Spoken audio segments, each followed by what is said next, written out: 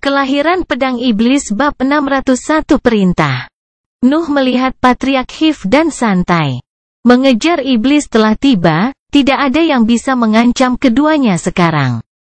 Noah merilis June, yang membocorkan sosok kuat di langit dengan kagum. Dia belum pernah melihat keberadaan peringkat 6, dan dia hampir tidak bisa mengerti bahwa pria di atas mereka berada di level itu. Lagi pula, matanya hanya bisa merasakan kekuatan besar yang terkandung di dalam dirinya tetapi tidak bisa menilai atau mengevaluasinya.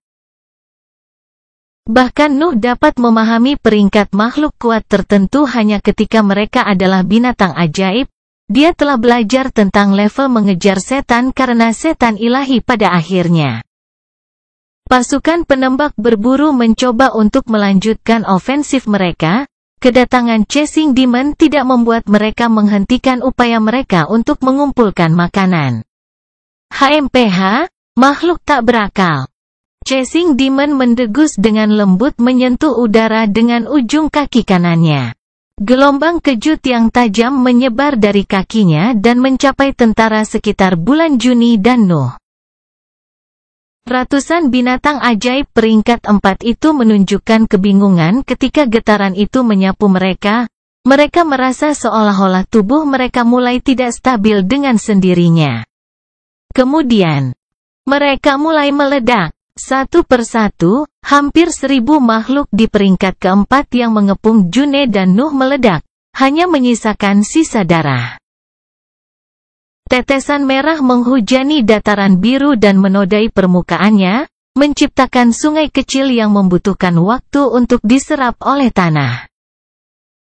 June terpesona oleh peristiwa itu, tetapi pikiran Nuh tertuju pada perilaku penampakan binatang itu.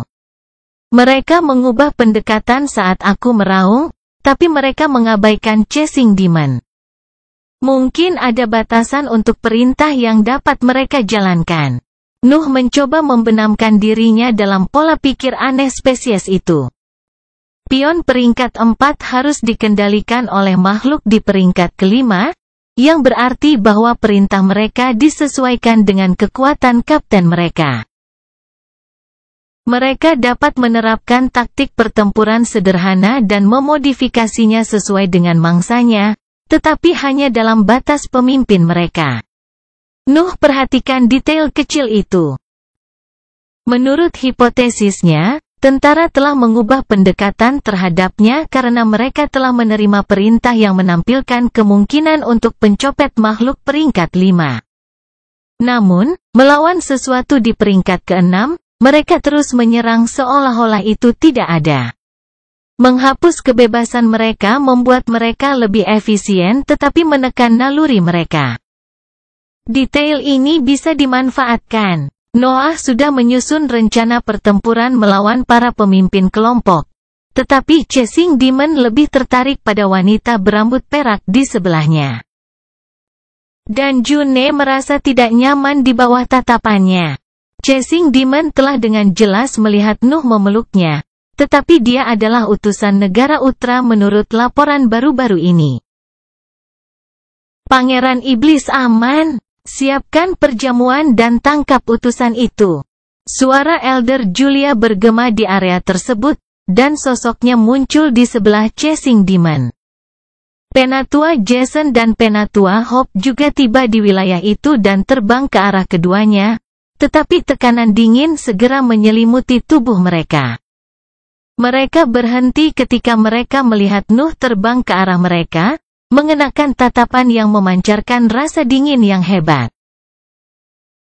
June mengikuti di belakangnya, dia harus mengandalkan Noah dalam situasi itu untuk memperjelas statusnya.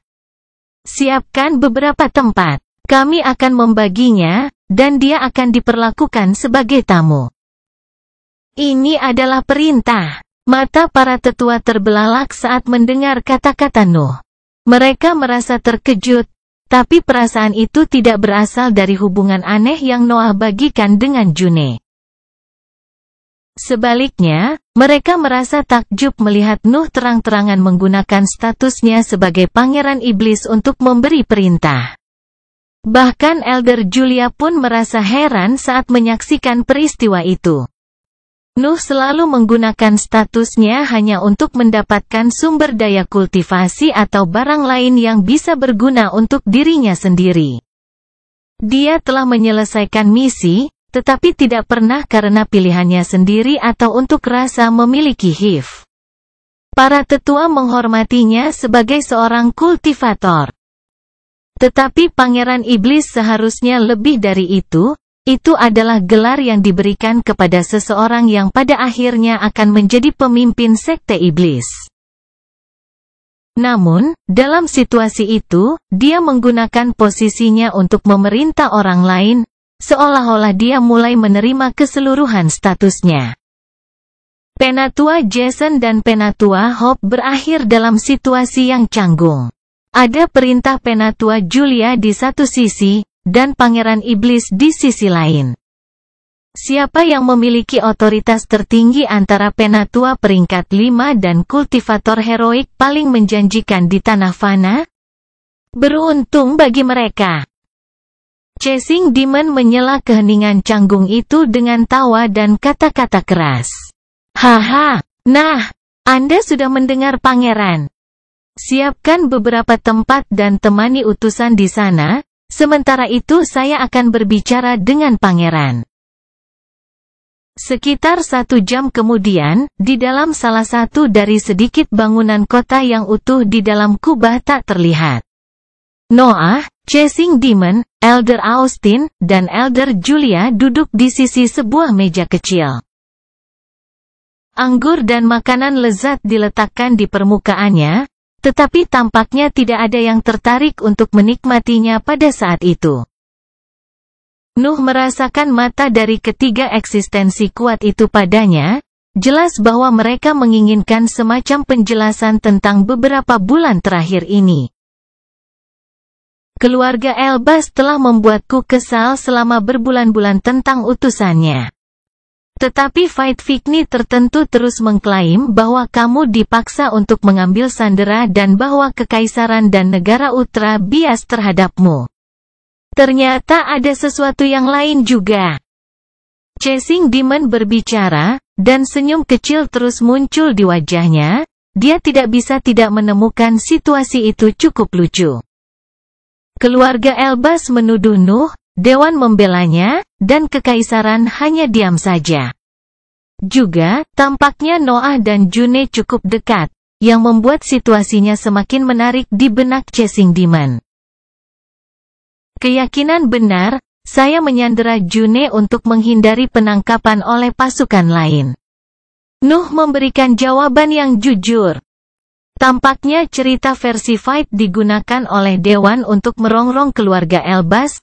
Bangsa Papral hanya bisa mendapatkan keuntungan dari masalah negara besar lainnya. Bagaimana dengan hubunganmu dengannya? Alis Chasing Demon melengkung ketika dia menanyakan itu, dan fokus dari dua tetua peringkat 5 meningkat pada saat itu. Kita bersama.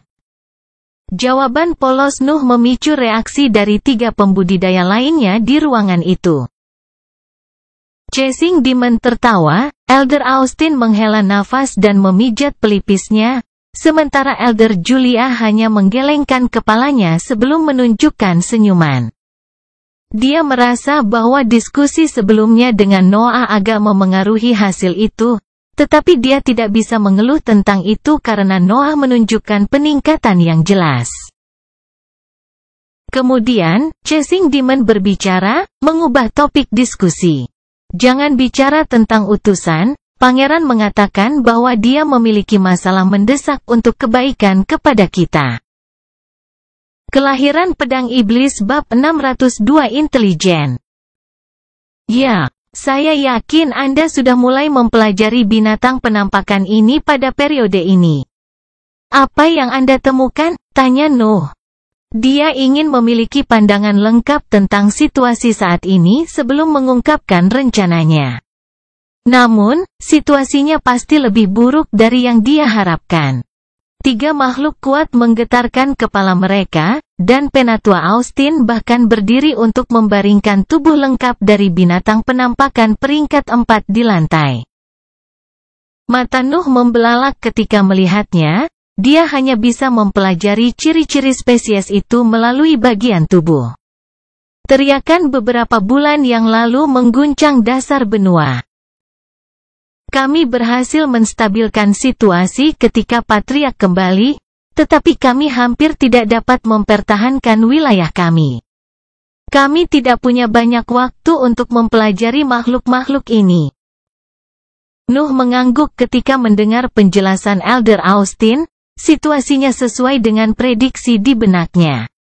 Beberapa bulan tidak cukup untuk menstabilkan organisasi domain, bahkan fauna pun belum stabil. Namun, jelas bahwa membatasi upaya pertahanan mereka bukanlah pendekatan yang tepat. Jumlah binatang yang melesat meningkat dengan kecepatan tinggi, bahkan dengan para pembudidaya dan binatang mempertahankan wilayah mereka. Para pemimpin memaksa kelahiran dan pertumbuhan pion. Ini memberi kami lebih banyak waktu tetapi juga menstabilkan posisi mereka di benua baru. Nuh berpikir sambil berjongkok untuk menganalisis mayat yang lengkap. Memaksa pertumbuhan makhluk yang lebih lemah pasti akan memperlambat pemulihan makhluk peringkat 6 dalam kelompok, tetapi itu akan memberi mereka lebih banyak aset. Mereka pintar, mereka tahu bahwa berinvestasi dalam membeli area perburuan mereka akan mempercepat pemulihan mereka. Mata Nuh menajam pada saat itu. Peserta berpatroli memenuhi penglihatannya, itu akan menyerupai semacam malaikat tinggi dari dunia sebelumnya jika bukan karena perbedaan tertentu. Cakar panjang dan tajam serta sayap gelap adalah fitur yang paling mencolok. Tetapi kemampuan aslinya dapat ditemukan dalam gelombang mental yang dipancarkan oleh tanduknya yang melengkung. Saya yakin Anda telah menyadari sekarang bahwa mereka kebanyakan menggunakan serangan terorganisir untuk mengeksploitasi kemampuan mental mereka. Nuh mulai berbicara dengan atasan di ruangan itu. Kedua tetua itu mengangguk, dan Chasing Demon meletakkan tangan di bawah dagunya untuk mengungkapkan ketertarikannya pada masalah tersebut. Namun, keahlian mereka yang paling kuat tersembunyi di bawah organisasi mereka. Nuh menunjuk tanduk ketika dia menyuarakan kalimat itu. Organisasi mereka bukan bagian dari spesies mereka tetapi sesuatu yang berasal dari pemimpin mereka. Tanduk-tanduk ini dapat menggemakan perintah dari makhluk-makhluk kuat dari kelompok dan membuat semua binatang yang lemah tidak lebih dari umpan meriam. Para pemimpin mengorbankan mereka untuk dapatkan cukup waktu untuk pemulihan mereka. Kata-kata Nuh sedikit mengejutkan para pembudidaya yang kuat di ruangan itu. Binatang ajaib terkenal karena kurangnya kendali dan kecerdasan mereka. Sulit membayangkan bahwa makhluk seperti itu dapat membentuk kelompok yang terorganisir dan bahkan memiliki peringkat di antara mereka. Perilaku itu sangat mirip dengan manusia. Namun, dunia ini sangat luas, dan melahirkan banyak keberadaan yang aneh. Binatang ajaib yang mampu merumuskan perintah kompleks sangat jarang. Tetapi keberadaannya telah dibuktikan berkali-kali di masa lalu. Contoh yang paling mencolok adalah spesies Kesier, ras binatang magis humanoid yang telah dimusnahkan untuk mengembangkan metode pelatihan terbaik untuk bidang mental. Tentu saja, makhluk cerdas akan memiliki peluang lebih tinggi untuk membangkitkan lautan kesadaran mereka yang cacat. Tetapi peristiwa itu sangat terkait dengan peringkat mereka. Itu berbeda dari penciptaan warisan garis darah. Warisan garis darah mengandung akumulasi emosi dari suatu spesies yang diwariskan selama ribuan tahun dan dapat digunakan untuk memperluas lingkup mental seorang kultivator. Namun, binatang buas yang telah membangkitkan pikirannya hanya akan mampu merumuskan pemikiran yang rumit, dan manusia tidak dapat menggunakan lautan kesadarannya yang rusak. Pemikiran seekor binatang buas berbeda dari seorang kultivator, tetapi emosi mereka sangat mirip, yang menyebabkan kemampuan untuk menyerap warisan garis darah. Nuh telah membaca laporan yang berkaitan dengan penampakan binatang buas di masa lalu. Tetapi potongan informasi yang melibatkan peringkat heroik atau lebih tinggi itu langka dan sangat berharga. Dia hanya bisa mengandalkan naluri dan keahliannya untuk merumuskan hipotesis yang bisa menyamai krisis saat ini. Kepala keluarga. Nuh kemudian mengarahkan pidatonya ke Chasing Demon, dialah satu-satunya yang bisa mengkonfirmasi idenya. Kau dan eksistensi peringkat 6 lainnya telah membangunkan pemimpin kelompok, benar kan? Ya. Chasing Demon tidak ragu untuk menjawab, tetapi dia tidak memikirkan detailnya. Apa yang dilakukannya ketika bangun dan menemukan bahwa keberadaan yang kuat mengelilinginya? Nuh terus bertanya.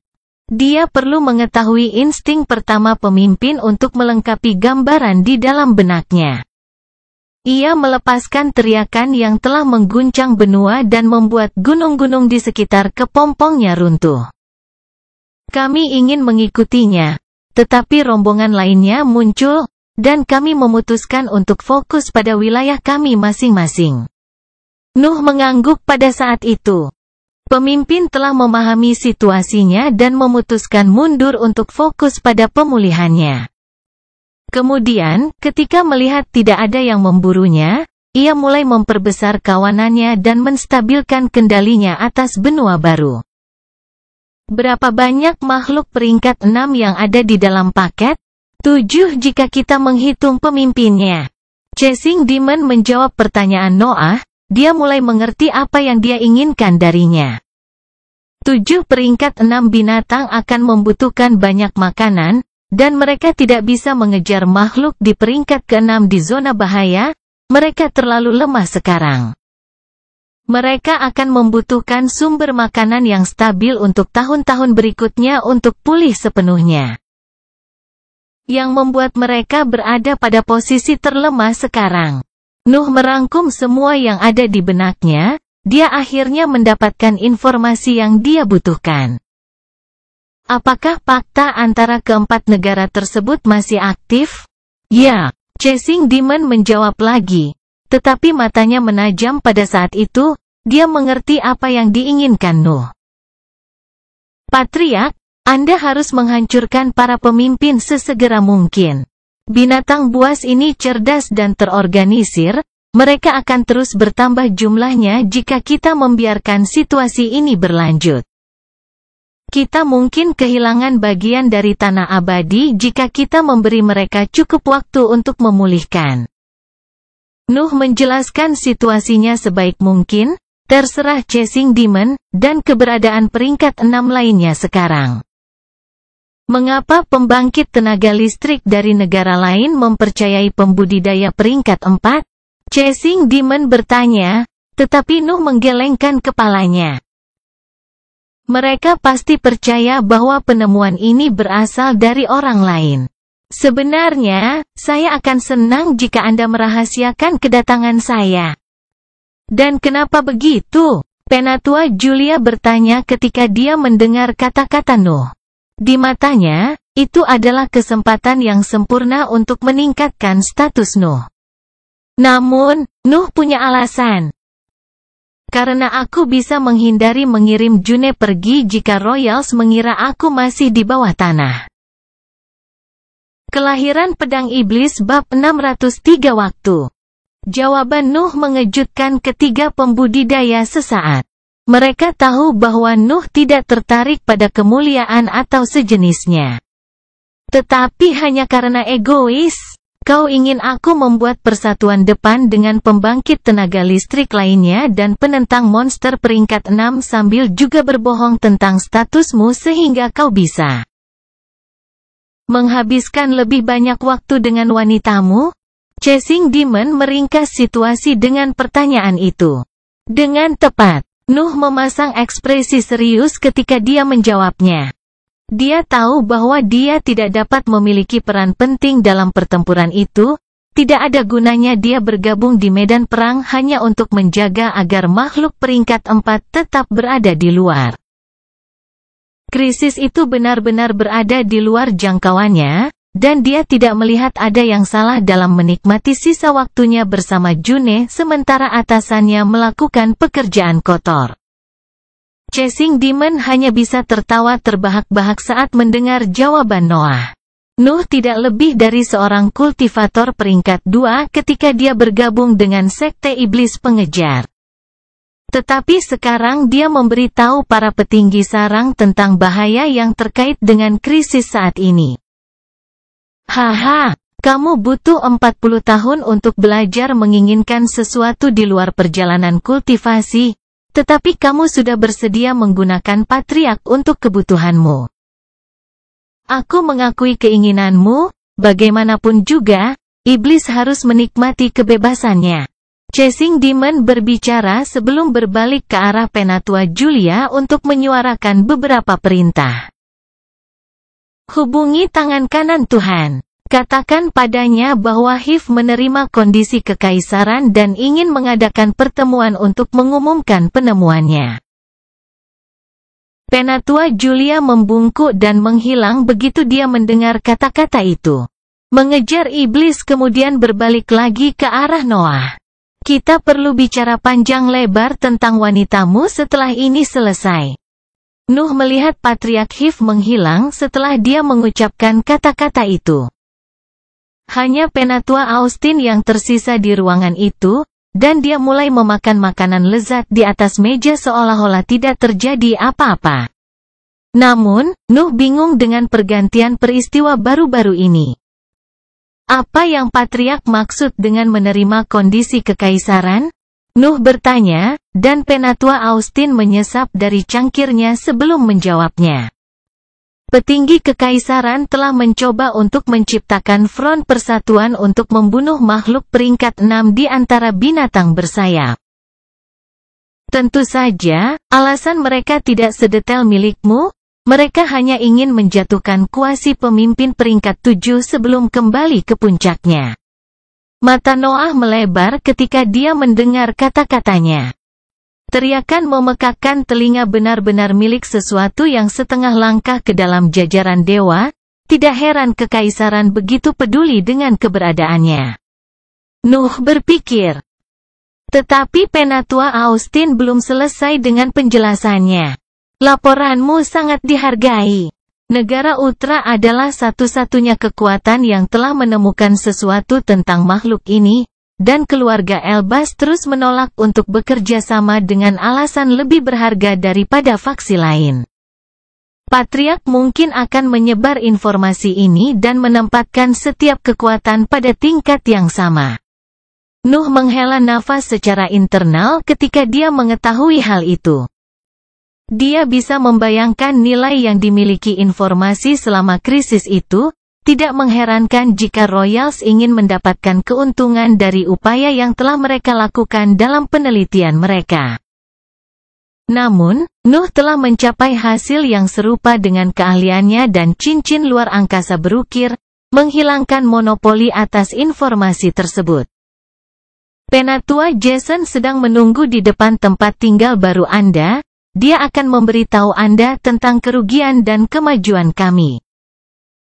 Utusan negara Ultra juga ada di sana, dia telah diperlakukan dengan hati-hati.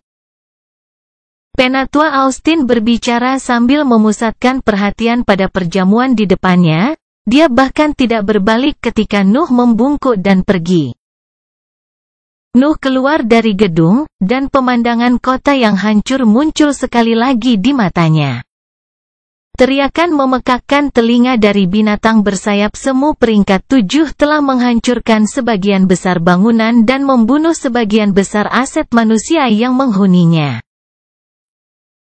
Kubah pelindung telah mempertahankan danau yang bersinar, tetapi tidak dapat melindungi pusat kekuatan yang lemah dari para pembudidaya manusia. Teriakan belaka telah membunuh aset peringkat 3 terbaik di Kepulauan Coral, dan hal yang sama seharusnya terjadi di wilayah negara lain. Manusia kurang dari semut di lingkungan ini. Pikiran Nuh menjadi dingin ketika dia memikirkan itu. Dunia selalu sama, Satu malapetaka hanya akan mengakhiri hidup Anda jika Anda tidak cukup kuat untuk melawannya. Nuh dengan cepat menemukan penatua Jason dengan kesadarannya. Dia sedang duduk bersila di depan rumah besar berlantai 3 yang sepertinya baru saja dibangun. Dia berdiri dan menyerahkan sebuah gulungan ketika dia melihat Nuh turun menuju mansion. Kemudian, dia terbang begitu saja. Nuh mulai membaca isi gulungan itu saat dia memasuki mansion. Gulungan itu mencantumkan peristiwa-peristiwa yang mengikuti teriakan memekakkan telinga, menjelaskan semuanya dengan sangat rinci. Penatua Pansy, Penatua Emil, dan Penatua Dorian telah meninggal saat menangis. Hampir semua aset manusia telah mati juga, dan yang selamat lumpuh atau hancur total. Kota itu hampir hancur. Tapi danau yang bersinar baik-baik saja, daerah ini masih dihuni oleh para pembudidaya manusia. Kerugian HIV tidak terlalu parah, tetapi kematian 3 kultivator heroik agak mengecewakan. Para tetua itu telah terjebak dalam tahap gas selama beberapa dekade, jika tidak berabad-abad, hanya untuk datang ke benua baru dan mati selama krisis. Harapan mereka untuk maju telah menjadi alasan di balik kematian mereka. Chasing Demon telah mulai menerapkan teknik penyalinan di wilayah ini. HIV akan segera mendapatkan area pelatihan yang lebih besar dan membuat lebih banyak kubah yang dapat dihuni. Tidak buruk pada akhirnya. Saya kira HIV diuntungkan karena memiliki lebih sedikit wilayah yang berharga. Pikiran Nuh terus tertuju pada gulungan itu sampai dia melihat wanita berpenampilan muda itu dengan santai tidur di salah satu sofa di aula utama mansion. Dia masih mengenakan jubahnya, dan matanya terbuka begitu dia menyadari kehadiran baru di ruangan itu. Senyum hangat muncul dalam pandangan Nuh, dan sebagian dari rasa dingin yang menyerang pikirannya menghilang pada pandangan itu. Hidup dan mati bisa hidup berdampingan di dunia, kehangatan dan kedinginan bisa melakukan hal yang sama di pikiranku. Perasaan, pola pikir, dan hukum dapat mengungkapkan kekuatan yang sama. Satu-satunya perbedaan adalah ketajaman pedang yang memancarkannya. Nuh berpikir ketika dia merasakan dua emosi berbeda di benaknya. Dunia memenuhi keberadaannya dengan kematian dan kedinginan, tapi June membuatnya merasakan hidup dan kehangatan. Bagaimana hasilnya? June bertanya ketika Noah berbaring di belakangnya dan melingkarkan lengannya di pinggangnya. Saya telah mengambil posisi menguntungkan bangsa Anda, tetapi mereka tidak akan tahu bahwa itu adalah perbuatan saya. June berbalik menghadapnya pada jawaban itu dan mendekati wajah Noah untuk menggumamkan kata-kata lembut. Jadi, apa kita punya waktu? Iya, kita punya waktu. Nuh menciumnya setelah jawabannya, perannya dalam krisis itu sudah berakhir. Kelahiran Pedang Iblis bab 604 serangan. Pertemuan yang dipenuhi dengan keluhan dan pertengkaran memenuhi jadwal para petinggi dari pasukan yang berbagi bagian dari tanah abadi. Kekaisaran Sandal ingin menciptakan persatuan depan dan membubarkan ancaman binatang yang mengeluarkan dalam satu serangan yang kuat. Tetapi tiga negara lainnya tidak dapat mengizinkan memimpin serangan. Kekuasaan adalah organisasi terkuat di tanah fana, asetnya akan mengamankan bagian terbesar dari keuntungan jika negara lain membiarkan mereka memimpin penyerangan. Keluarga Elbas ingin mengeksploitasi penemuannya dan mendapatkan kesepakatan yang menguntungkan sebelum bergabung dengan Front Perserikatan. Bangsa Utra telah kehilangan banyak aset antara penyerangan di wilayah kekaisaran, penyergapan HIV, dan teriakan nyaring. Keinginannya untuk menghapus kerugian itu bisa dimengerti, begitu juga niatnya untuk membatasi perdamaian. Dewan berbagi niat itu. Bangsa Papral tidak dapat memberikan sesuatu yang istimewa kepada persatuan depan, tetapi tetap mendesak untuk pemerataan kebajikan. Tawaran itu melihat banyak musuh, lukisan akan menggunakan lebih banyak aset peringkat 6, dan keluarga Elbaz memiliki pengetahuan yang berguna. Mereka tidak bisa begitu saja mengabaikan keuntungan itu saat menyegel kesepakatan. The Hive tetap diam selama periode itu. Kepulauan Coral menyadari bahwa kekuatannya tidak cukup untuk mempengaruhi pertemuan tersebut, tetapi mengembalikannya Nuh dan memberinya pengaruh. Pemerintahan dan keluarga Elbaz telah membentuk semacam pihak istimewa dalam masalah ini karena mereka adalah kekuatan yang dapat memberikan lebih banyak keuntungan di garis depan. Jadi, Chasing Demon memutuskan untuk bekerja sama dengan Dewan untuk menyeimbangkan sisi dan menyegel kesepakatan yang dapat menghindari keuntungan beberapa negara pada khususnya. Banyak yang tahu bahwa itu bukan tandingan untuk 3 negara besar, mereka hanya bisa mengincar bagian yang sama dari keuntungan bahkan dengan informasi Nuh di tangan. Royals menemukan keuntungan mereka diambil dalam hitungan hari, dan mereka merasa terpaksa untuk meninggalkan posisi istimewa mereka dalam kesepakatan itu. Para ahli kemudian menghadapi 3 kekuatan yang menuntut bagian yang sama dari keuntungan dan hanya bisa menyerah pada permintaan mereka. Kawanan binatang bersayap semakin kuat setiap minggu. Dan kekaisaran tidak memiliki kekuatan untuk mengalahkan 6 makhluk peringkat 6 dan 1 makhluk kuasi peringkat 7 saja, bahkan dalam keadaan lemah mereka. Ragu-ragu untuk membentuk front persatuan hanya akan meningkatkan kerugian selama ofensif, yang akan membuat hak istimewa apapun yang diperoleh kekaisaran dari perjanjian menjadi tidak berharga. Tentu saja, hanya satu kata dari Dewa Kekaisaran akan mempengaruhi kebuntuan itu dan membungkam 3 negara lainnya. Namun, pemimpin kekaisaran tidak dapat diganggu dengan hal-hal sepele seperti itu dan sepenuhnya mengabaikan pertemuan itu. Pada akhirnya, minggu-minggu yang dihabiskan untuk bertengkar dan bernegosiasi melahirkan kesepakatan yang membagi wilayah tengah dan sumber daya yang ditemukan selama penyerangan secara merata. Hanya kepemilikan mayat makhluk kuasi peringkat 7 yang dikeluarkan dari perjanjian itu karena keempat negara memutuskan untuk memberikannya kepada pembudidaya yang berhasil membunuhnya. Tidak ada gunanya mengatakan bahwa Chasing Demon sudah menyerah pada mayat itu, tapi dia cukup puas dengan persyaratan itu.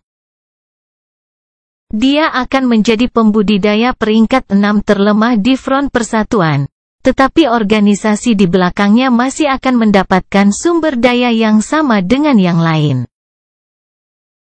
Juga, kepemilikan pemimpin kelompok akan menciptakan konflik antara aset negara lain, dan dia dengan senang hati menghindarinya.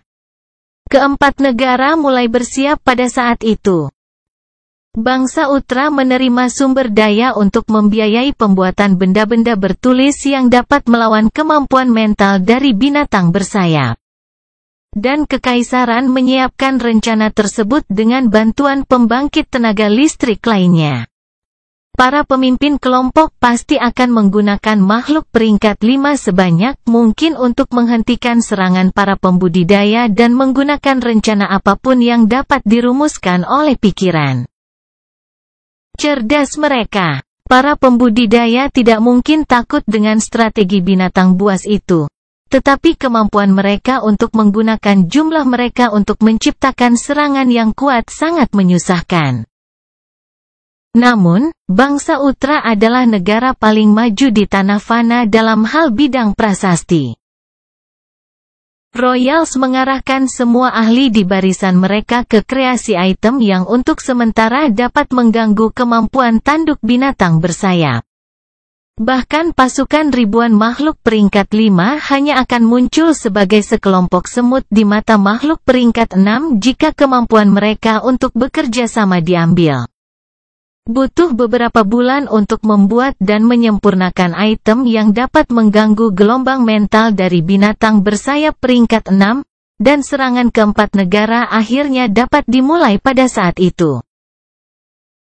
Mengejar iblis, Tetua Agung Diana, Raja Elbas, tangan kanan dewa, dan tangan kiri dewa berkumpul di langit di atas benua baru dan menukik ke arah rangkaian gunung yang menempati wilayah tengahnya. Tidak ada orang lain yang bisa bergabung dengan serangan mereka, bahkan pembudidaya peringkat 5 puncak akan tersapu dalam pertempuran yang menampilkan begitu banyak keberadaan peringkat 6. Suasana dalam kelompok itu tegang, tetapi mereka percaya diri dengan kemampuan dan persiapan mereka. Getaran mental mulai menumpuk di sekitar mereka segera setelah mereka memasuki wilayah binatang bersayap. Kehadiran mereka segera diperhatikan oleh makhluk-makhluk itu, yang melepaskan semua tindakan pertahanan yang telah mereka persiapkan di bulan-bulan setelah kebangkitan mereka. Tentu saja, tindakan defensif semacam itu hanyalah rencana dasar yang memanfaatkan jumlah spesimen yang tinggi dalam paket. Para pembudidaya dapat merasakan bahwa ratusan binatang ajaib peringkat 5 menggabungkan serangan mental mereka untuk menciptakan getaran yang dapat memengaruhi pikiran mereka. Makhluk kuat itu bersembunyi di bawah tanah dan menggunakan rantai gunung untuk menutupi jejak mereka. Pembangkit tenaga listrik dari 4 negara tidak dapat menentukan lokasi mereka dalam situasi itu. Namun, mereka telah bersiap untuk kemungkinan itu. Raja Elbas mengambil trompet besar dari perangkat penyimpanannya dan mulai meniupnya.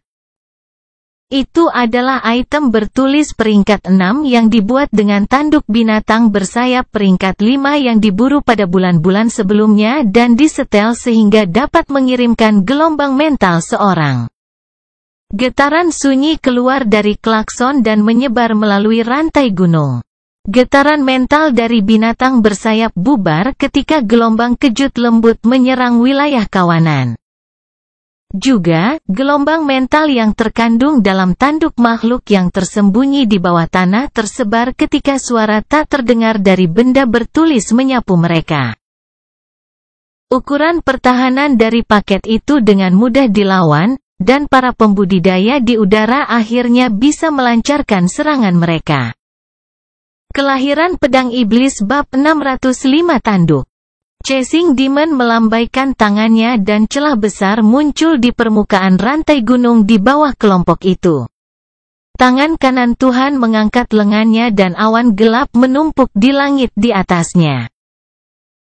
Awan melepaskan tetesan tebal yang bersinar dengan warna ungu gelap dan jatuh di celah yang dibuat oleh Chasing Demon. Bagian dalam pegunungan dan struktur bawah tanah di bawahnya segera terendam oleh hujan ungu.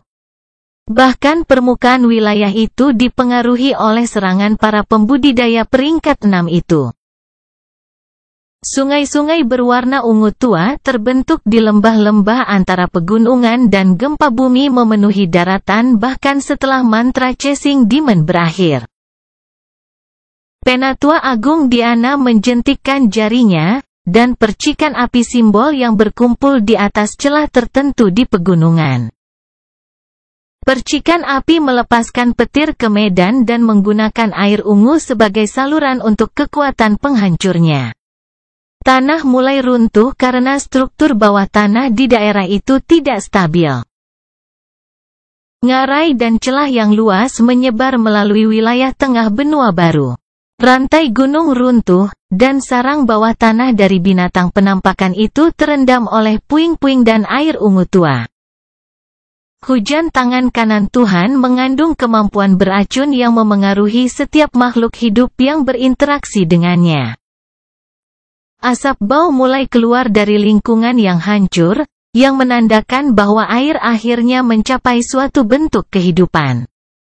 Raungan marah mulai bergema dari bawah tanah, dan ratusan sosok segera menembus tanah untuk muncul di udara di bawah kelompok pembudidaya. Ratusan binatang pemandangan peringkat 5 muncul dan mengelilingi kelompok pembudidaya, tetapi pembangkit tenaga listrik dari benua bahkan tidak melihat mereka. Fokus mereka adalah pada 6 binatang peringkat 6 yang muncul hanya untuk menjaga jarak dari mereka. Tidak ada jejak kuasi peringkat 7 yang terlihat, tetapi jelas bahwa para pembudidaya telah memaksa grup itu untuk mengungkapkan kekuatan penuhnya. Raja Elbas merobek salah satu rambut peraknya dan terbang tertiup angin. Rambut itu terbakar saat jatuh ke tanah, dan lidah api kecil di permukaannya melebar selama musim gugur. Rambut tunggal itu menjadi ular pemarah api yang terus membesar. Binatang bersayap peringkat 5 baru saja mulai mengatur ulang dan siap untuk meluncurkan serangan mental gabungan lainnya ketika ular api itu menembak ke arah mereka dan menabrak formasi mereka. Lautan api menyebar setiap kali ular bersayap itu bergerak. Ratusan makhluk peringkat 5 segera berubah menjadi abu oleh mantra kuat dari pembangkit tenaga listrik bangsa Utra. Pasukan yang begitu kuat dihancurkan dalam satu serangan. 6 binatang peringkat 6 merasa perlu untuk mundur pada saat itu. Mereka masih lemah, sebagian besar sumber daya yang terkumpul di periode terakhir telah diarahkan untuk memperkuat paket. Namun, gelombang mental yang kuat mencapai tanduk mereka dan memaksa mereka untuk menyerang 5 entitas yang mengancam nyawa pemimpin mereka. Pertempuran sengit dimulai pada saat itu. Magical Beast hanya memiliki satu pusat kekuatan, tetapi dibutuhkan sejumlah besar bread untuk meningkat. Tubuh monster peringkat 6 hampir tidak bisa dihancurkan dan mampu melakukan kekuatan fisik yang dapat membuat pembudidaya kagum. Bahkan binatang bersayap yang berspesialisasi dalam serangan mental dapat merobek tubuh lemah para pembudidaya dengan gelombang cakar mereka yang sederhana. Bagaimanapun, tubuh seorang kultivator terutama dimaksudkan untuk menampung lautan kesadaran dan dantian. Fitur lainnya adalah sesuatu yang berasal dari metode nutrisi. Namun, fitur tambahan itu hanya bisa dianggap sebagai tiruan yang buruk dari kemampuan nyata tubuh binatang ajaib. Peningkatan kekuatan eksponensial dari tubuh binatang itu dibagikan oleh para pembudidaya ketika datang ke pusat kekuatan mereka yang lain. Dantian peringkat 6 dan bola mental peringkat 6 bisa melahirkan keajaiban yang tidak bisa ditandingi oleh kekuatan fisik sederhana. 6 monster peringkat 6 mencoba menyerang kelompok kultivator, tetapi rentetan mantra menghalangi gerak maju mereka dan melukai tubuh mereka dengan parah. Tidak ada yang bisa dilakukan oleh makhluk-makhluk lemah itu untuk melawan kekuatan pusat kekuatan dunia manusia. Binatang bersayap kemudian mencoba pendekatan lain. Mereka mengepung kelompok itu dan tetap agak jauh untuk melepaskan serangan mental bersama. Retakan muncul di permukaan tanduk panjang yang melayang di sebelah Raja Elbas. Sampai saat itu, getaran yang begitu kuat bahkan mempengaruhi komposisi dari benda bertulisan kuat itu. Hal yang sama dapat dikatakan untuk bidang mental para pembudidaya di sana. Kemampuan utama dari binatang bersayap adalah serangan mental mereka, dan menghadapi upaya bersama dari 6 makhluk di level mereka dapat menciptakan masalah bahkan untuk pikiran mereka yang kuat. Namun, 4 tanduk panjang muncul di samping para pembudidaya yang segera meniupnya. Keempat item itu berada di peringkat kelima. Bahkan negara Utra tidak dapat menghasilkan lebih dari 1 item bertulisan peringkat 6 dalam beberapa bulan. Namun, kekuatan mereka, ditambah dengan tanduk di sebelah Raja Elbas, mampu mengganggu serangan gabungan dari binatang buas dan mematahkan mental para pembudidaya. Istirahat itu segera dimanfaatkan oleh pembangkit tenaga listrik yang memfokuskan mantra mereka pada 2 dari 6 makhluk di sekitar mereka. Kedua binatang kuat itu tidak bisa melawan serangan itu dan melihat tubuh mereka direduksi menjadi beberapa bagian. Secara umum, monster peringkat 6 tidak memiliki peluang melawan pembudidaya peringkat 6. Namun demikian, krisis itu menampilkan 6 makhluk yang dapat dengan sempurna memadukan serangan mereka terhadap 5 pembudidaya yang masih waspada terhadap pemimpin semu peringkat 7 yang bersembunyi di bawah. Akan ceroboh untuk keluar dari awal, terutama karena musuh mereka adalah spesies yang cerdas. Pendekatan yang aman akan menghasilkan hasil terbaik. Jadi para pembudidaya hanya membatasi diri untuk menghancurkan musuh mereka secara perlahan. Namun, pemimpin kelompok itu tidak memiliki pemikiran yang sama. Makhluk semi peringkat 7 keluar dari tempat persembunyiannya segera setelah melihat beberapa tentara terkuatnya mati, dan mengeluarkan teriakan keras yang mengguncang seluruh benua sekali lagi. Para pembudidaya di sana tidak terpengaruh oleh teriakan itu, tetapi tanduk bertulisan yang melayang di depan mereka hancur di bawah kekuatan raungan itu.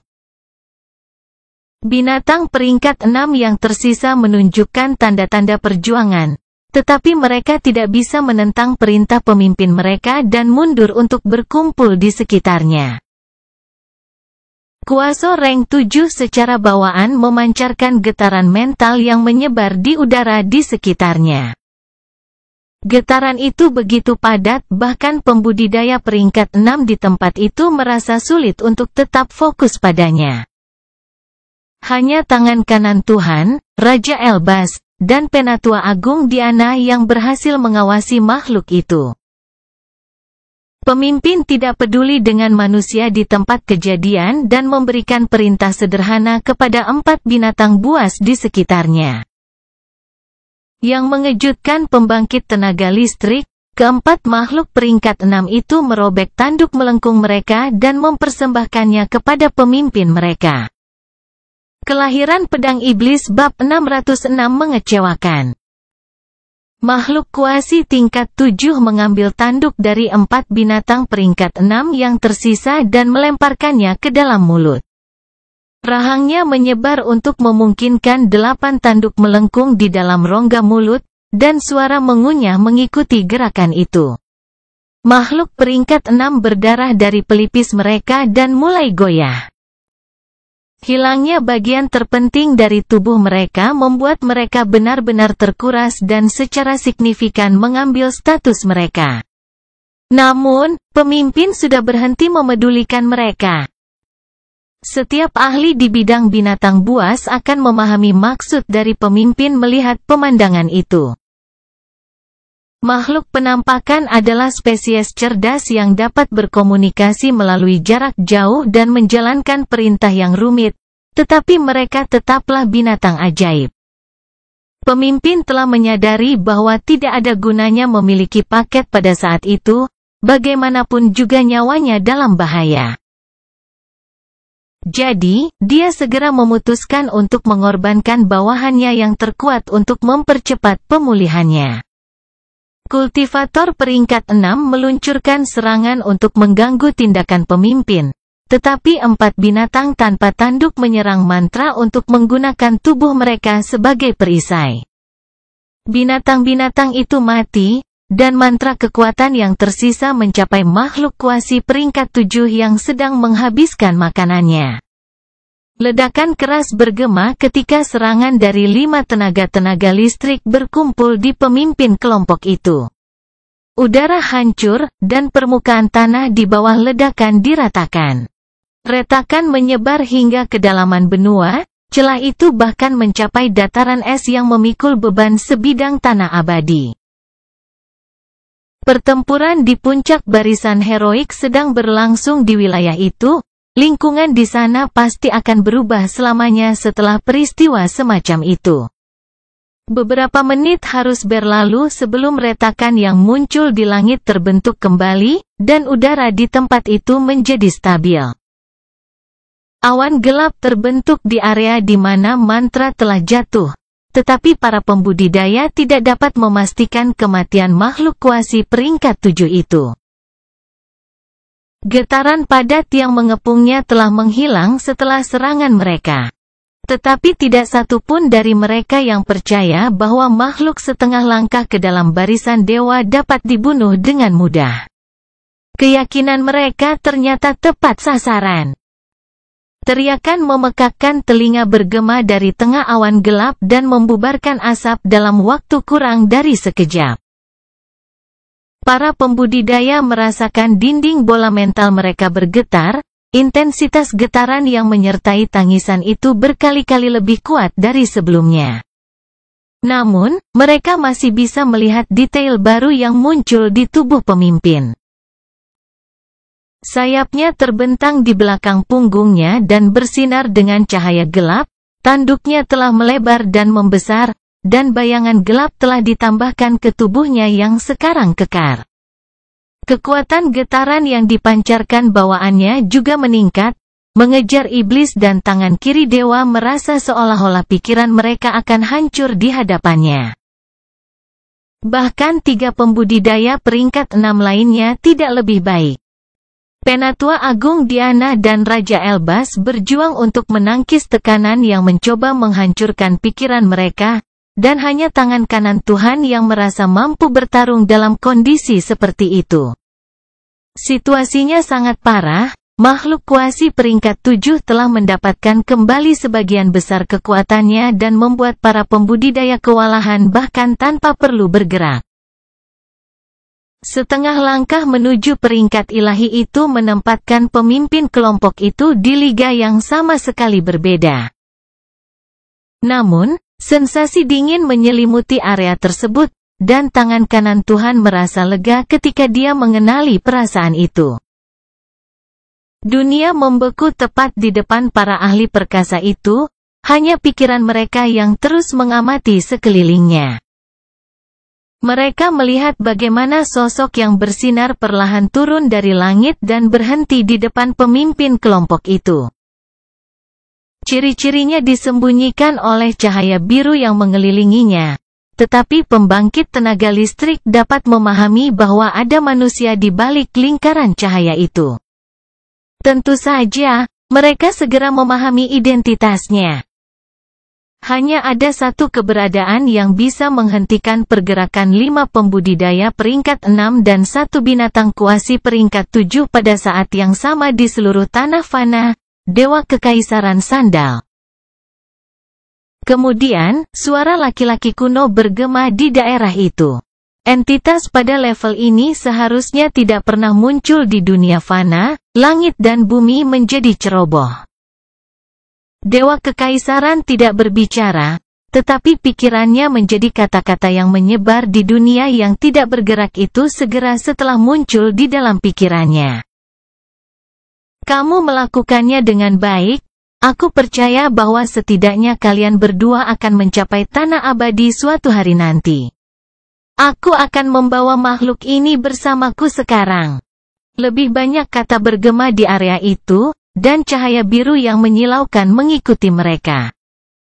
Dunia mengambil kehidupan setelah cahaya menghilang, dan 5 pusat kekuatan menemukan bahwa mereka dapat bergerak lagi. 2 pembudidaya peringkat 6 dari Kekaisaran mengenakan ekspresi memuja setelah penampilan pemimpin mereka, tetapi 3 pembangkit tenaga listrik lainnya merasa agak kecewa. Makhluk kuasi peringkat 7 berada pada level yang sama sekali berbeda, dan Dewa Kekaisaran bahkan lebih jauh lagi. Kebanggaan mereka sebagai makhluk di puncak peringkat heroik terasa tidak berharga dalam situasi itu. Pikiran dewa juga bergema di benak mereka, mereka tidak akan menganggap enteng apapun yang dikatakan oleh keberadaan peringkat 7. Para pembudidaya di daerah itu saling memandang dengan penuh minat. Mereka bertanya-tanya tentang identitas kedua pembudidaya yang disebutkan dewa itu.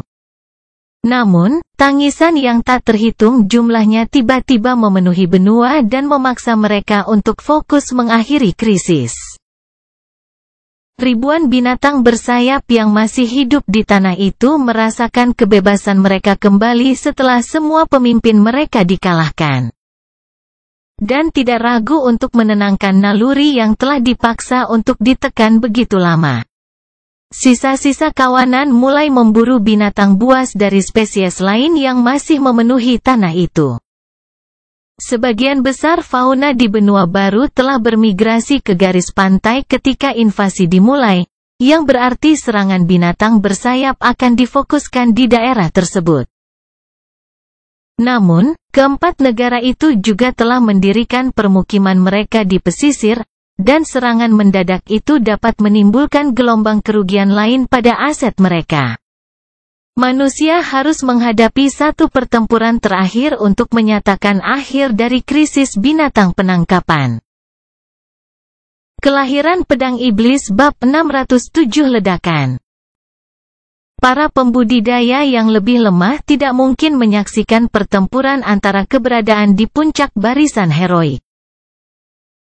Bahkan pembudidaya peringkat 5 puncak tidak dapat bertahan dari gelombang kejut yang dilepaskan dalam pertempuran itu. Yang berarti bahwa semua aset heroik dari 4 negara tetap berada di wilayah mereka sementara pembangkit tenaga listrik melawan. Aset-aset itu tahu bahwa pemimpin mereka telah melakukan pertempuran melawan para penguasa gerombolan binatang penampakan. Mereka akan menyadari pertempuran itu bahkan jika tidak ada yang menantang mereka. Kilatan lampu warna-warni telah memenuhi langit di atas pusat benua, dan gempa bumi telah menyebar hingga garis pantai selama pertempuran itu, tidak mungkin melewatkannya. Namun, para pembudidaya heroik itu telah diperingatkan karena mereka sadar bahwa prajurit yang tersisa dari kelompok itu akan tunduk pada insting mereka sehingga pemimpin mereka dikalahkan. Pakar manapun di bidang binatang buas dapat memprediksi hasilnya dan mengidentifikasi target baru dari makhluk yang sekarang pembohong itu. Keempat negara tidak terkejut ketika mereka melihat gelombang sosok meniru menyerang binatang buas yang bermigrasi ke garis pantai dalam beberapa bulan terakhir. Dan pembudidaya heroik mereka segera bertindak untuk menyelesaikan krisis itu. Pertempuran terjadi di mana-mana sepanjang garis pantai. Para pembudidaya dari 4 negara telah lama memutuskan untuk menghapus setiap jejak spesies itu dari tanah fana. Binatang ajaib yang cerdas terlalu berbahaya, manusia tidak dapat mengambil risiko membiarkan salah satu dari mereka bertahan hidup karena ketakutan krisis serupa dapat terjadi lagi di masa depan. Juga, binatang yang menangkap yang tersisa baru saja dibebaskan dari kendali pemimpin mereka, yang berarti bahwa mereka akan membutuhkan waktu untuk mengendalikan mereka. Aset heroik di bagian tanah abadi tidak dapat menyia-nyiakan kesempatan itu. Mereka harus memusnahkan spesies itu sebelum spesimen mereka bahwa melarikan diri adalah satu-satunya jalan memahami mereka untuk bertahan hidup. Nuh sedang duduk di atas salah satu bangunan tertinggi di dalam kubah tak terlihat ketika serangan sembrono dari binatang penembakan dimulai. Dia telah tinggal di sana sejak Chasing Demon pergi untuk bergabung dengan pembangkit tenaga listrik lainnya, dan June selalu berada di sisinya sepanjang waktu. Dia tahu bahwa dia tidak bisa menyaksikan pertarungan para pembangkit tenaga listrik. Tetapi dia masih ingin menatap kilatan cahaya di kejauhan untuk mengalami jejak kekuatan yang dimiliki oleh entitas peringkat 6 itu. June merasakan hal yang sama. Pembudidaya peringkat 4 yang baru maju perlu mengalami dunia yang tersembunyi di balik barisan heroik untuk membiasakan diri dengan keadaan baru mereka, dan June tidak terkecuali. Namun, ketika dia melihat gelombang datang dari binatang bersayap, dia menghela nafas dan berbaring di pangkuan Nuh. Ada campuran kekhawatiran dan ketidakberdayaan dalam ekspresinya ketika dia melihat tatapan penuh semangat Noah. "Saya akan baik-baik saja," Anda tahu saya tidak boleh melewatkan kesempatan ini," kata Nuh sambil menunduk untuk menatap kekasih yang bersangkutan di pangkuannya. June tahu bahwa binatang bersayap yang tersisa akan menyerang garis pantai berkat Nuh, tetapi dia juga mengungkapkan kepadanya bahwa dia memiliki rencana untuk mengeksploitasi situasi itu. Rencananya cukup sembrono dan kemungkinan besar akan mengungkapkan kembalinya Nuh ke Hiv, tetapi dia bisa mengerti betapa menariknya situasi itu bagi seseorang dengan metode nutrisi tubuh yang aneh. Perasaan yang kita miliki satu sama lain tidak dapat menghalangi jalan kita menuju kekuasaan jika kita ingin mempertahankannya. Pergilah dan pastikan untuk kembali, tapi jangan lupa bahwa kau berutang budi padaku," kata June sebelum menutup matanya saat melihat bibir Noah meraihnya. Keduanya saling berciuman panjang tanpa memedulikan teriakan binatang bersayap yang menginvasi lingkungan di luar kubah tak terlihat. "Jangan membuatku menunggu," June bergumam ketika bibir mereka terpisah dan menunjukkan seringai ketika dia meninggalkan pelukan Noah untuk memasuki gedung di bawah mereka. Nuh mengikuti sosoknya dengan matanya. Dia tidak bisa tidak merasakan kepuasan ketika dia memandangnya. Ada pemahaman khusus di antara mereka berdua yang tidak bisa dia ungkapkan dengan kata-kata sederhana. Saya mengatakan kepadanya bahwa saya mungkin akan mengungkapkan status saya ke negara lain dan dia meminta Spar sebagai gantinya. Kurasa hanya maniak pertempuran yang bisa membuatku merasa seperti ini. Nuh tersenyum ketika memikirkan itu. Tetapi ekspresinya menjadi dingin ketika dia mengalihkan perhatiannya ke kekacauan yang menyelimuti wilayah di sekitar kubah tak terlihat dalam menit-menit singkat itu. Kubah itu telah melindungi June dan Noah dari dua tangisan pemimpin kuasi peringkat 7, tetapi itu tidak menghalangi pandangan mereka tentang dunia luar. Semua aset heroik Hiv telah meninggalkan kawasan lindung itu ketika binatang bersayap yang tersisa mulai menyerang. Misi mereka adalah memusnahkan spesies itu. Namun, Nuh tidak segera bergabung dalam pertempuran di wilayah tersebut. Ia memiliki agenda sendiri tentang hal itu. Pertarungan yang menampilkan monster peringkat 5 tidak terlalu sering terjadi, terutama tidak dengan intensitas yang sama seperti yang terjadi dalam situasi itu. Kematian para pemimpin telah melepaskan spesimen yang tersisa dari kumpulan binatang bersayap di fauna yang memenuhi garis pantai.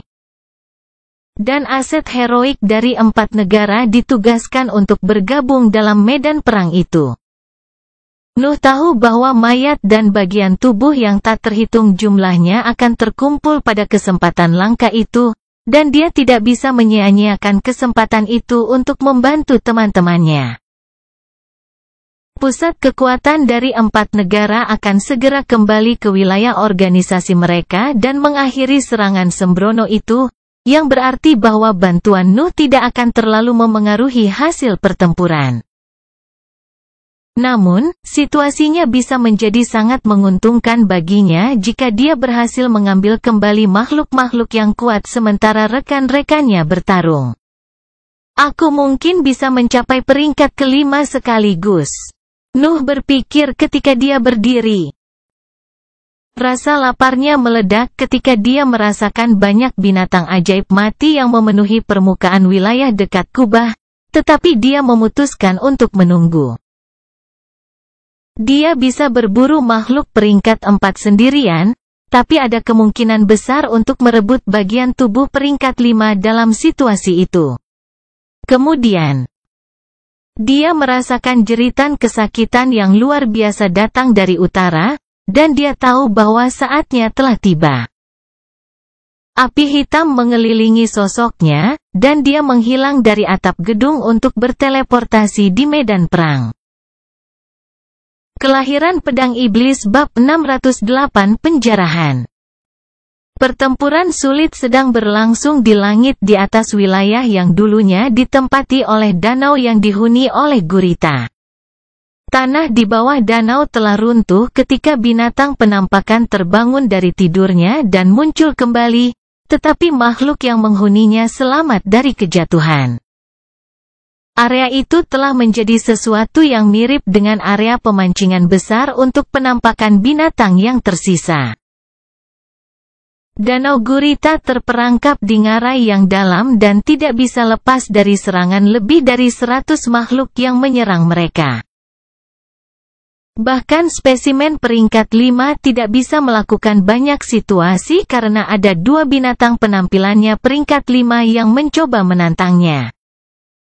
Sebagian besar makhluk pembayang terkuat telah mati dalam pertempuran antara keberadaan peringkat 6, tetapi beberapa dari mereka masih terbang di langit di atas bidang tanah abadi. Makhluk peringkat 5 tidak bisa diganggu untuk mengejar binatang peringkat 4 ketika ada makhluk di tingkat mereka yang bisa mereka buru. Rasa lapar mereka hanya membawa mereka ke mangsa yang akan menyediakan makanan yang paling memuaskan. Namun, penampakan binatang telah kehilangan kemampuan mereka untuk bekerja sama ketika pemimpin mereka mati. Spesimen peringkat 5 yang tersisa tidak memiliki kekuatan untuk mengalahkan yang dikalahkan dari banyak binatang peringkat 4 di bawah mereka, dan tidak dapat mengatur mereka dalam pertempuran formasi. Langit dan bumi adil, binatang penampakan memiliki kemampuan luar biasa untuk memadukan serangan mereka, tetapi diimbangi dengan kekuatan fisik yang berada di bawah rata-rata makhluk ajaib lainnya. Kelemahan spesies itu terungkap sepenuhnya sekarang setelah kerjasama mereka hilang, tetapi mereka masih bisa terbang, sesuatu yang memberi mereka keuntungan yang baik atas fauna di benua baru. 2 makhluk mencetak peringkat 5 bertarung dengan Guruta peringkat 5, tetapi kerja tim mereka kurang, dan tubuh mereka tidak cocok untuk lawan mereka. Di sisi lain, gurita itu sangat besar, dan tentakelnya tidak mampu mengenai sosok humanoid yang gesit yang mengepungnya. Makhluk penampakan menggunakan cakar mereka untuk menimbulkan luka yang dalam setiap kali mereka menghindari tentakel. Mereka mencoba untuk melelahkan makhluk yang bersembunyi di udara di bawah mereka sebelum memancingnya keluar dari sarangnya. Kecerdasan spesies itu dapat dilihat dengan jelas dalam situasi itu. Secara umum, binatang ajaib hanya akan melarikan diri ketika mereka melihat lawan mereka mengalahkan mereka. Namun, makhluk bersayap itu bisa melihat jalan menuju kemenangan dan bahkan menggunakan bentuk kerjasama alami untuk berhasil. Tetesan darah biru tebal jatuh ke danau setiap kali cakar tajam para penyerang menembus tentakel penguasa daerah itu. Warna danau mulai berubah saat gurita peringkat 5, dan spesimen lain yang lebih lemah dari kelompoknya terus terluka. Air keruh perlahan berubah menjadi biru tua. Pertarungan di daerah itu sangat sengit sehingga tidak ada binatang di sana yang menyadari bahwa api hitam mulai muncul di beberapa titik. Api hitam akan terbentuk setiap kali mayat, bagian tubuh, atau setetes darah jatuh ke danau, dan mereka akan lenyap begitu bahan itu menembus permukaannya. Tentu saja, bahan-bahan itu akan hilang bersamaan dengan api hitam. Binatang buas di medan perang dapat menyadari bahwa ada sesuatu yang salah hanya ketika 2 makhluk peringkat 5 berhasil memotong salah satu tentakel gurita peringkat 5. Binatang bersayap segera menukik ke arah tentakel yang jatuh, dan bahkan makhluk lain di daerah itu menghentikan pertempuran mereka untuk mengejar makanan yang begitu bergizi. Namun, api hitam tiba-tiba muncul di bawah tentakel besar dan membuatnya menghilang dalam waktu kurang dari 1 detik. Raungan marah bergema dari ngarai besar pada saat itu.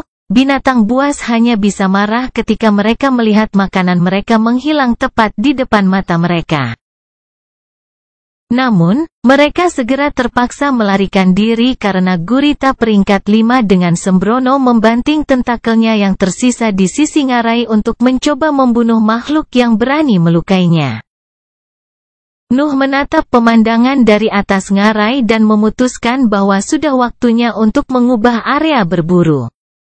Dia sudah mendapatkan banyak dari tempat itu. Mantra uap menjadi jauh lebih ulet setelah modifikasinya. Api hitam tidak lagi terbatas pada tubuhnya tetapi bisa menteleportasi serangan dan item acaknya sekarang. Nuh tidak bermaksud menggunakan mantra uap untuk mencuri bahan berharga saat dia memodifikasi diagramnya, tetapi medan perang yang berantakan itu terlalu sempurna untuk kemampuan barunya. Nuh telah memindahkan semua yang bisa dia gunakan untuk memperbaiki tubuhnya di sebelahnya dengan mantranya dan dengan hati-hati menyimpannya di dalam cincin antariksa tanpa ada yang menyadarinya. Tentu saja, pengeluaran breath dan energi mental sangat luar biasa ketika dia memindahkan sesuatu yang begitu jauh darinya dan pada level itu, tetapi Nuh merasa itu sangat berharga. Lagi pula, dia telah mendapatkan bagian tubuh dari monster peringkat 5 dan sejumlah besar darahnya. Nuh jelas telah merebut tubuh binatang bersayap peringkat 4 dan gurita yang telah mati. Tetapi keuntungan itu tidak seberapa dibandingkan dengan sesuatu yang berasal dari makhluk peringkat 5. Dia tidak berhenti di situ. Medan perang yang begitu luas hanya akan muncul sesekali, dan dia yakin bahwa benua baru akan kembali ke keadaan damai setelah krisis itu. Jadi, dia harus memanfaatkan pertarungan itu sebaik mungkin, bahkan jika itu berarti mengekspos kehadirannya pada kekuatan eksternal dan mempersingkat waktunya dengan June. Nuh sepenuhnya mengabaikan pertempuran antara makhluk peringkat 4 dan mengejar pertarungan yang menampilkan makhluk peringkat 5. Bahkan setetes darah dari makhluk-makhluk kuat itu sepadan dengan risikonya menurut pandangan Nuh. Rencananya membawanya ke rantai gunung di sebelah dataran biru di mana dia melihat binatang ajaib tipe kera raksasa menghancurkan makhluk bersayap peringkat 5 dengan lengannya yang besar. Nuh tidak bisa terlalu dekat karena dia tidak percaya diri untuk melarikan diri dari kera jika dia menyadarinya. Tetapi dia masih berhasil merebut sejumlah besar darah dan beberapa cakar yang patah dari mayat makhluk yang dikalahkan itu. Kemudian, dia melanjutkan perjalanannya menuju daerah-daerah yang melahirkan gelombang ketakutan di dalam dirinya. Nuh tidak berani terbang dalam situasi itu, dia lebih suka berlari melintasi daratan untuk bersembunyi lebih baik di antara fauna di benua baru. Lagi pula, binatang ajaib lainnya mengenalinya sebagai makhluk dunia mereka, dan para pembudidaya yang bertarung di langit akan merasa sulit untuk melihatnya di lingkungan yang kacau itu. Seperti itu, pawai Nuh terus berlanjut tanpa hambatan bahkan ketika dia memasuki wilayah yang berada di bawah kendali bangsa Papral.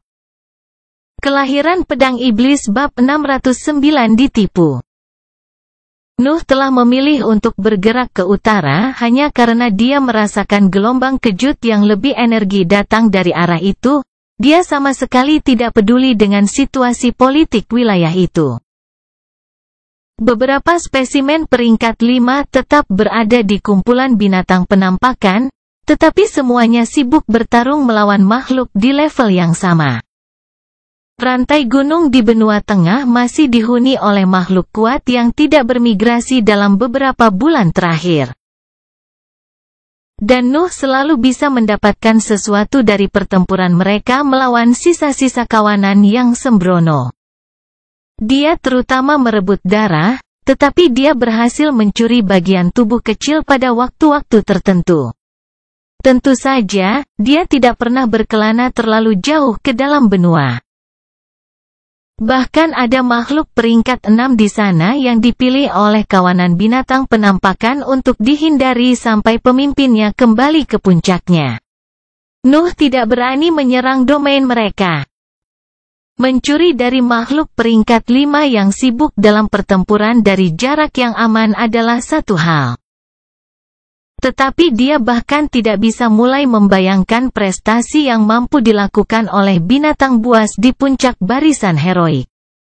Lagi pula, semua keuntungannya akan sia-sia jika dia mati di sana. Nuh terus berlari melewati tanah, mengejar setiap pertempuran seru yang bisa dirasakan oleh insting atau kesadarannya. Namun, gerak majunya segera terpaksa dihentikan karena dia bertemu dengan sekelompok pembudidaya peringkat 4 yang tampak akrab. Hampir 2 minggu telah berlalu sejak sisa-sisa kawanan binatang perburuan telah melancarkan serangan mereka di garis pantai. Dan Nuh telah menggunakan waktu itu untuk menjarah lebih dari 10 medan perang yang menampilkan binatang buas peringkat 5. Pusat kekuatan 4 negara tampaknya tidak tertarik untuk campur tangan begitu cepat dalam pertempuran itu. Dan Nuh menduga bahwa mereka membatasi diri untuk mengamati perilaku bawahan mereka pada masa itu. Dia tidak keberatan dengan pilihan itu karena diberi lebih banyak waktu untuk berlari bebas melalui wilayah dekat pantai barat. Dan perjalanannya akhirnya membawanya ke pegunungan yang dipenuhi oleh binatang tipe ular ajaib di mana dia bertemu dengan para pembudidaya bangsa Papral. Nuh mengenali Fight dan para pendamping yang muncul saat mereka bersembunyi di bawah tanah, tetapi kehadirannya tidak sesuai dengan kelompok itu. Dia berada di tanah, bersembunyi di antara pertempuran yang tak terhitung jumlahnya antara binatang peringkat 4, sementara mereka berada di langit, memburu setiap binatang bersayap yang mereka temukan. Nuh hanya bisa berbalik dan pergi. Tetapi sosok besar tiba-tiba muncul di kejauhan dan membanting tubuhnya di permukaan salah satu gunung. Sosok itu milik ular peringkat 5 besar yang menghancurkan tubuh kecil binatang bersayap peringkat 5 dengan kekuatan fisiknya. Binatang bersayap itu hampir mati, tetapi ular itu tampaknya tidak puas dan terus membanting tubuhnya ke gunung tempat musuhnya berada. Nuh langsung menembak ke arah kedua makhluk itu pada saat itu. Dia tahu bahwa dia bisa mencuri tubuh itu, dan pembudidaya peringkat 4 itu tidak membuatnya takut. Juga, dia sudah bisa memikirkan beberapa alasan untuk membenarkan kehadirannya di sana, jadi dia tidak ragu untuk bertindak. Ular peringkat 5 berulang kali bentrok dengan permukaan gunung sampai tubuh binatang bersayap peringkat 5 menjadi bubur. Barulah ular itu tampak puas dan melebarkan rahangnya untuk memakan sisa-sisa musuhnya dalam satu gigitan. Itu tidak menyadari bahwa api hitam muncul di tempat itu dan berteleportasi bahkan tetesan darah yang telah mencemari medan. Ular itu tetap menggigitnya, tetapi ia meraung marah ketika hanya medan berbatu gunung yang masuk ke mulutnya. Namun, tidak peduli seberapa marahnya dia tidak bisa mengerti kemana perginya mangsanya. Nuh menyimpan mayat makhluk bersayap yang rusak itu segera setelah keluar dari api hitam yang muncul di sebelahnya dan mulai melarikan diri dengan kecepatan tinggi di udara. Dia merasakan bahwa kelompok dari negara Papral telah menyadari kehadirannya saat dia menggunakan mantranya, jadi dia sengaja naik ke langit untuk membiarkan mereka mengikutinya. Noah Balvan. Apakah itu kamu, Pangeran Iblis? Kamu tidak bisa mencuri di wilayah negara kepausan. Noah Balvan. Apakah Hiv tidak takut dengan kekuatan dewan? Fight dan kultivator lain dalam kelompoknya menyuarakan pertanyaan-pertanyaan itu saat mereka mengejar Nuh. Nuh mengungkapkan ekspresi dingin ketika dia berbalik ke arah 5 pembudidaya peringkat 4 di belakangnya dan mengeluarkan dengusan keras sebelum menambahkan beberapa kata. HMPH, aku telah menyelamatkan nyawa utusanmu, dan kau berterima kasih padaku dengan membiarkan kekaisaran dan bangsa Utra menyalahkanku atas kematian Titan bersemangat. Sekarang, setelah aku menghabiskan waktu berbulan-bulan di bawah tanah, kau bahkan menuduhku menjadi pencuri? Laporkan saja masalah ini kepada patriark saya. Dia akan senang mendengar tentang ketidakberdayaan para penggarap bangsa Papral. Api hitam mengelilingi sosok Nuh setelah dia mengucapkan kata-kata itu, dan 5 pembudidaya dari negara Papral tidak dapat menemukan alasan untuk menghentikan teleportasinya.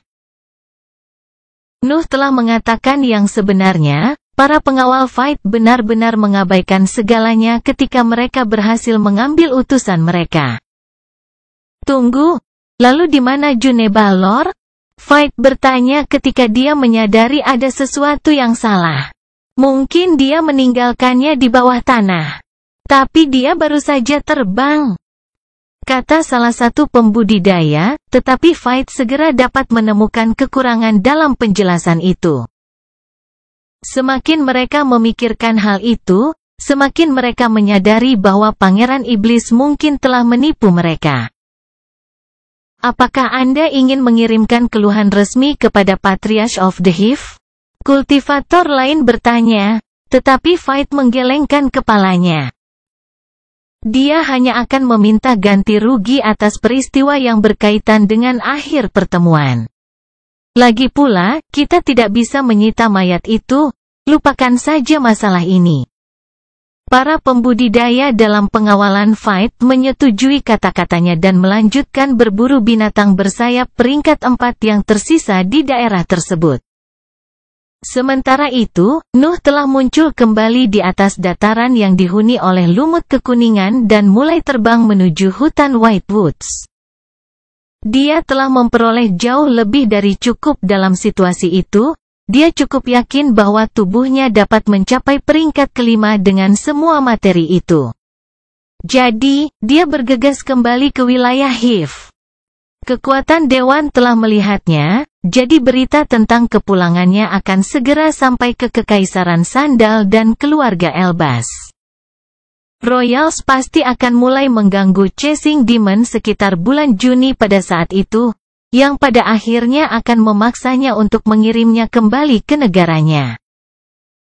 Meski demikian, Nuh tidak menyesal mengekspos dirinya untuk mendapatkan mayat peringkat 5 yang hampir lengkap. Masa dengan June itu adalah salah satu yang paling membahagiakan dalam hidupnya, tetapi Noah tahu bahwa itu hanya sementara. Hanya kekuasaan yang dapat memungkinkan saya untuk mengabaikan ikatan politik dan memenuhi keinginan saya tanpa takut akan konsekuensinya. Nuh berpikir ketika dia meningkatkan kecepatan terbangnya. Dia tahu bahwa June sedang menunggu spar yang menjanjikan. Kelahiran Pedang Iblis bab 610 Cinta. Situasi di garis pantai tidak membutuhkan banyak waktu untuk stabil. Aset heroik dari 4 negara berjuang dengan gagah berani untuk memusnahkan sisa-sisa gerombolan binatang penampakan. Mereka bertujuan untuk menghilangkan jejak spesies itu dari tanah fana. Para pembudidaya tidak dapat membiarkan makhluk cerdas bertahan hidup. Kelompok pembudidaya peringkat 4 merawat binatang mengamati peringkat 3 dan 4 sementara mereka yang berada di peringkat kelima diserahkan kepada atasan untuk ditangani. Pusat kekuatan dari 4 negara mengawasi tren pertempuran selama beberapa minggu sebelum melakukan intervensi. Mereka tidak bisa melakukan semua pekerjaan. Aset di bawah mereka harus mendapatkan pengalaman dalam menangani krisis seperti itu. Tujuan dari pembudidaya peringkat 6 adalah untuk meninggalkan tanah fana dan mencapai alam para dewa, yang berarti bahwa mereka pada akhirnya akan meninggalkan organisasi mereka. Jadi, mereka harus yakin bahwa organisasi mereka memiliki apa yang mereka butuhkan untuk tetap berkuasa. Upaya seumur hidup mereka di tanah fana tidak sia-sia karena pengantaran mereka, dan warisan mereka saja tidak akan menjamin kesejahteraan bawahan mereka. Hanya pejuang terpelajar yang dapat mempertahankan kekuatan negara setelah kepergian pemimpin mereka, dan untuk melakukannya, mereka membutuhkan pengalaman dalam menghadapi segala jenis ancaman. Krisis berakhir ketika pembangkit tenaga listrik melakukan intervensi. 5 pembudidaya peringkat 6 dari 4 negara menyapu sebidang tanah abadi dan membunuh semua binatang penampakan yang selamat dari serangan bawahan mereka. Spesies yang telah membuat benua baru bergetar selama berbulan-bulan menemui kepunahannya. Perang berakhir dengan kematian spesimen terakhir dari kumpulan makhluk penampakan, dan negara keempat akhirnya dapat mengevaluasi keuntungan dan kerugian mereka. Tak terhitung aset manusia dan struktur yang hilang pada bulan-bulan itu, tetapi rampasan perang membawa ribuan bahan berharga kembali ke inventaris 4 negara. Aset mereka telah melemah, dan pertumbuhan mereka tertunda, tetapi waktu pada akhirnya akan menutupi kerugian tersebut. Penggarap yang lebih menjanjikan akan muncul di tahun-tahun setelah krisis dan akan mendapat manfaat dari sumber daya yang diperoleh dalam perang. Beberapa dari mereka akan mencapai peringkat heroik dan menggantikan para pembudidaya heroik yang mati. Aset yang bertahan akan menjadi lebih kuat karena pengalaman yang didapat selama krisis, menciptakan generasi pejuang yang ditempa melalui api perang. Tentu saja, butuh puluhan tahun untuk peristiwa itu terjadi, keempat negara belum menstabilkan wilayah mereka sekarang. Fauna telah bermigrasi ke garis pantai, hanya menyisakan makhluk kuat di wilayah tengah. Pusat benua telah melihat pertempuran makhluk di puncak barisan heroik. Lingkungannya telah berubah selamanya, dan butuh waktu bagi tanah itu untuk menstabilkan dan melahirkan bentuk kehidupan lagi. Mutasi pasti akan muncul di area tersebut karena pengaruh keberadaan yang begitu kuat, tapi itu adalah peristiwa lain yang hanya akan terjadi di masa depan. Fokus aset heroik adalah memulihkan sumber pendapatan mereka dan mengevaluasi apakah invasi telah mengubah beberapa lingkungan dengan cara yang dapat mereka manfaatkan. The Hive senang mengetahui bahwa toksisitas area di sebelah hutan telah berkurang dengan selisih yang besar karena migrasi banyak paket binatang ajaib. Banyak bahan berharga yang tersembunyi di antara makhluk beracun dan sungai akhirnya bisa dijarah, menjadikan tanah itu sumber pendapatan lain bagi kepulauan koral. Dataran Azure meskipun banyak menderita selama periode itu, dan medannya telah tercemar oleh darah makhluk kuat yang tak terhitung jumlahnya. Butuh waktu lama bagi tanahnya untuk menyerap semua nutrisi itu dan melahirkan kredit Azure lagi.